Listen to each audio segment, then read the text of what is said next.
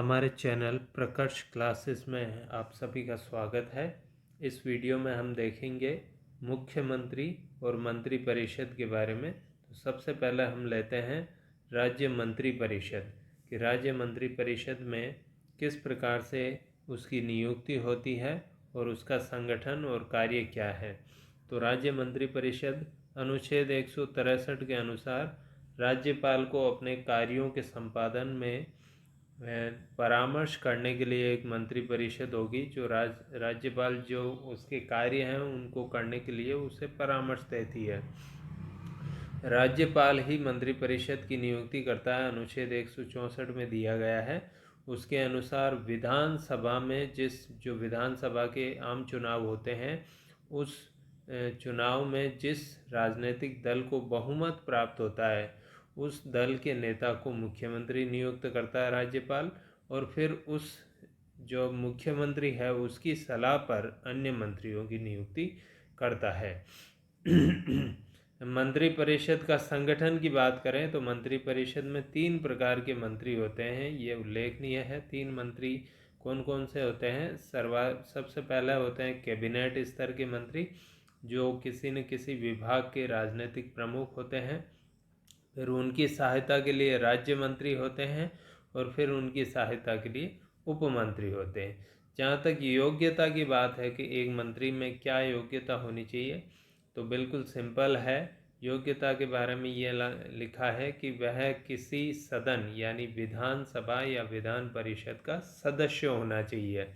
लेकिन मान लीजिए वह सदस्य भी नहीं है तो अपनी नियुक्ति के 6 माह के भीतर उसे मंत्री पद की जो नियुक्ति प्राप्त होती है उसके 6 माह के भीतर उसे विधानमंडल के किसी भी सदन की यानी विधानसभा या विधान परिषद की सदस्यता प्राप्त करनी होगी। मंत्री परिषद का आकार कितना होता है ये जो है मुख्यमंत्री तय करता है, लेकिन अधिकतम आकार की सीमा संविधान में तय की गई है। 91वां संविधान संशोधन हुआ और उसके अनुसार विधानसभा के जो कुल सदस्य हैं उसके 15% से अधिक मंत्री परिषद के सदस्य नहीं हो सकते। उदाहरण के रूप में राजस्थान विधानसभा में 200 सदस्य कुल हैं, सदस्य संख्या 200 है, तो 200 का 15% यदि हम निकालें तो 30 आते हैं। तो 30 से ज़्यादा मंत्री और मुख्यमंत्री मिलाकर 30 से ज़्यादा व्यक्ति उस मंत्री परिषद में नहीं हो सकते। यह अधिकतम सीमा तय की गई है मंत्री परिषद की। इसके बाद कार्यकाल की बात करें तो संविधान में ये लिखा है कि कार्यकाल राज्यपाल के प्रसाद पर्यंत, अर्थात जब तक राज्यपाल चाहेगा तब तक मंत्री परिषद अपने पद पर बनी रहेगी।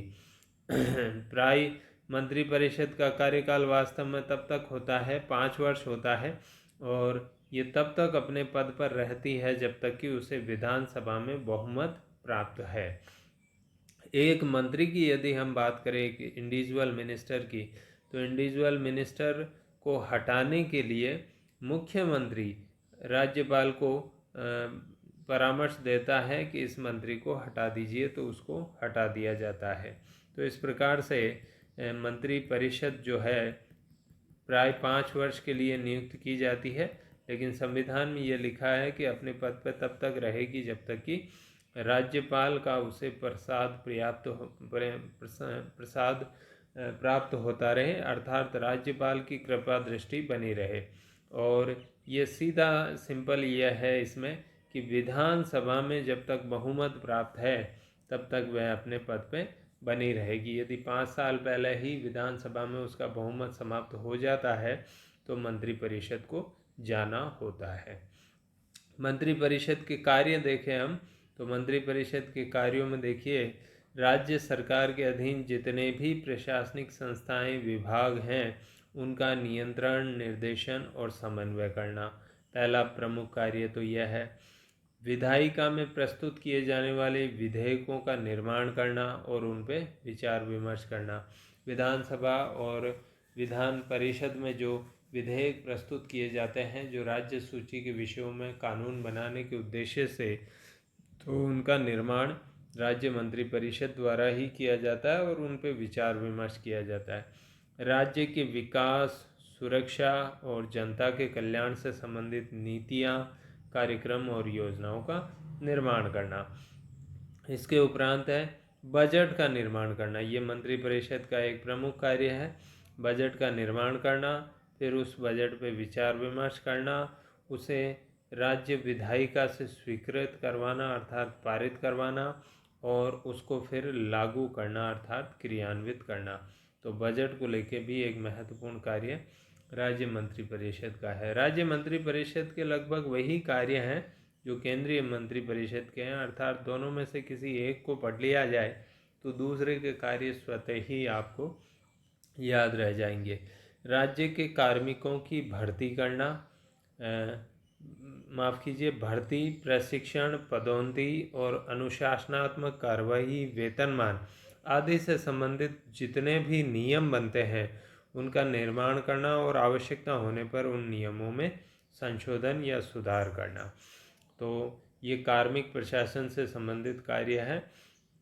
राज्य सरकार के विभागों में जितने विभाग हैं, विभिन्न विभाग हैं, कृषि विभाग, शिक्षा विभाग, गृह विभाग, वित्त विभाग इत्यादि, तो इन विभागों में आपस में समन्वय करना, साथ ही साथ अन्य राज्यों की सरकारों जैसे राजस्थान की सरकार का उत्तर प्रदेश की सरकार या मध्य प्रदेश की सरकार के साथ, और साथ ही साथ केंद्र सरकार और केंद्र की जितनी एजेंसियां हैं उनके साथ समन्वय करना, यह महत्वपूर्ण कार्य मंत्रिपरिषद का रहता है।